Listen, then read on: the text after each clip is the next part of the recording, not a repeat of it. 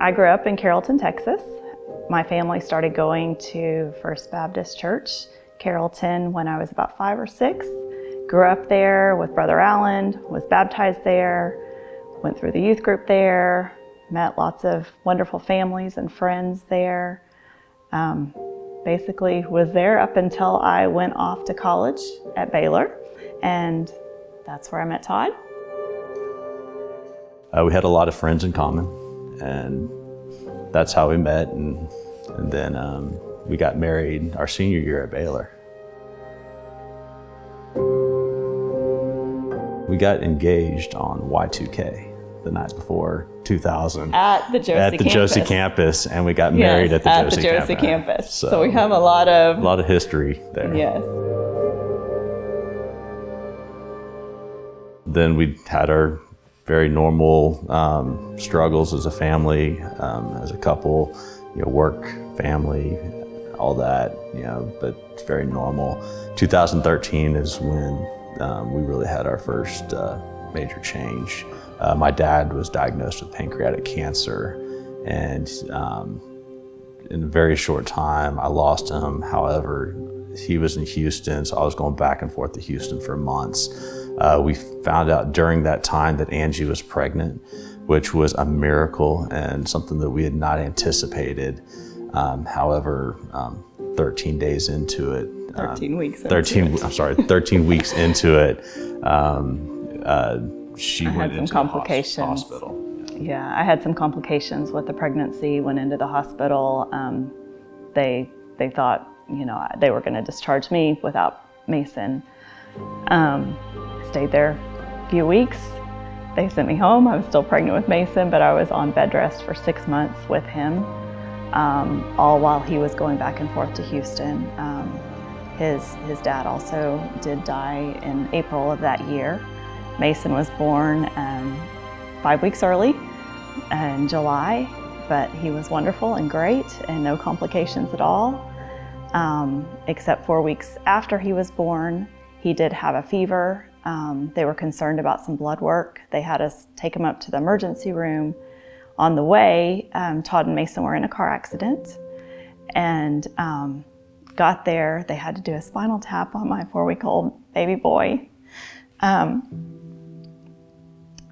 He was okay. It was all good. It was just some kind of bacteria infection that the antibiotics did heal. A month after that, our daughter McKenna, she had some blood sugar issues and was hospitalized for that.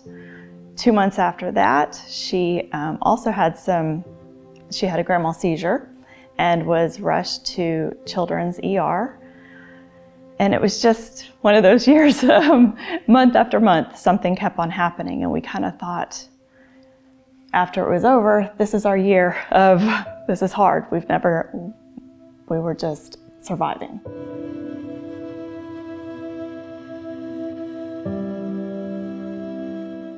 Reflecting back on 2013, I think what it really told us about ourselves is we tried to do too much on our own.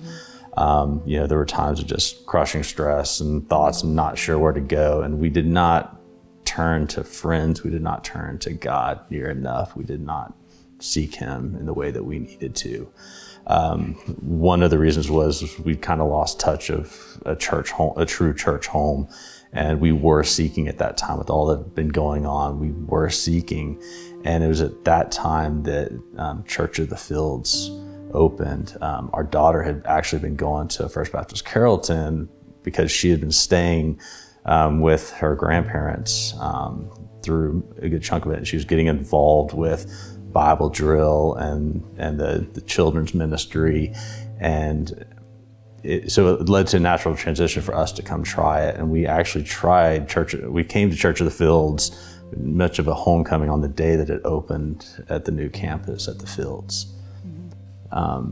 And immediately we knew this was the right place. It was the perfect combination of both a startup and familiarity with people that the past, that really shaped us growing up. And all this was a foundation to help prepare us for what was going to be coming in 2016. Things were going pretty good. We were just trying to work, raise kids, do life of what parents do that have 2 young kids, and didn't really see this coming. But on September 12th of 2016, I received the call with the news. I kind of in my heart and stomach knew I was going to hear, but did not want to hear. She said, "Angie, I'm sorry you have cancer." And I think I was frozen. I don't even think I said anything. I remember shaking. I remember asking Todd to bring me some paper just to write it down. I didn't know what to think, but I didn't want to tell anybody. I didn't want to tell my parents. I didn't want to tell the kids. The kids were the ones I didn't want to tell. It was a shock at first, and then we started learning more about it. 2 weeks after the diagnosis, I had surgery. We were told, okay, it's not great, but we think you have a 2-centimeter tumor, no lymph nodes involved. I think you're okay. When I woke up from surgery, they said, "I'm sorry, you have a 6-centimeter tumor. You had several lymph nodes involved, and it's a lot worse than we thought it was." 2 weeks after that, the cancer all came back in my skin. And instead of just a typical breast cancer, it was inflammatory breast cancer. So everything we were told at first, it continued to get harder. We started treatment right away, chemo, radiation, another surgery, and just trying to make it through, trying to live for each day, trying to think of the present, even when our fears were going to the future. It just hits you like, like a ton of bricks. I mean, it's tough, and at that point, we pretty much had each other, our family, our friends praying for us. I mean, it was, that's what we had to rely on. That's all we had. Yeah. And going back to 2013, if we had not gone through what we had gone through, I don't think we would have been prepared for 2016. Right now, while most of y'all are watching this video, we are actually in Houston at MD Anderson. We are still taking the trip down to MD Anderson about every 6 months. I do see local oncologists here. My last scan, however, did call that I was NED. It's a term that they use saying no evidence of active disease. The type of cancer I have, I can't say I'm cancer-free, I guess. I'm still on treatment. I take a chemo pill every day to try to keep the bear in hibernation, is how one doctor put it. He said, we don't want the bear out of the cave. We want to keep the bear in hibernation. That's our continued prayer. Every day at 3:20, we have alarms set. Little quick story, back when I was diagnosed, the Black Friday, after my sister and I were at Lifeway, and I saw this picture. And it was in the Christmas section, and it said, God can do more than we ever even ask or imagine. I was like, why is this in the Christmas section? But I loved it. I was drawn to it. Long story, I ended up buying it. It's Ephesians 3:20. It's the verse 3:20. I have it hanging in my hallway down here. And I don't know who came up with the idea. If it was Todd or I or one, we're like, every day at 3:20, we are going to pray. We are going to pray for a miracle. We pray for many specific things. We pray for doctors to have wisdom. We pray for there to not be any evidence of cancer in my body. And at 3:20, wherever, if he's at work, if I'm here, we know that we're both praying. That's gotten us through. That's gotten us through.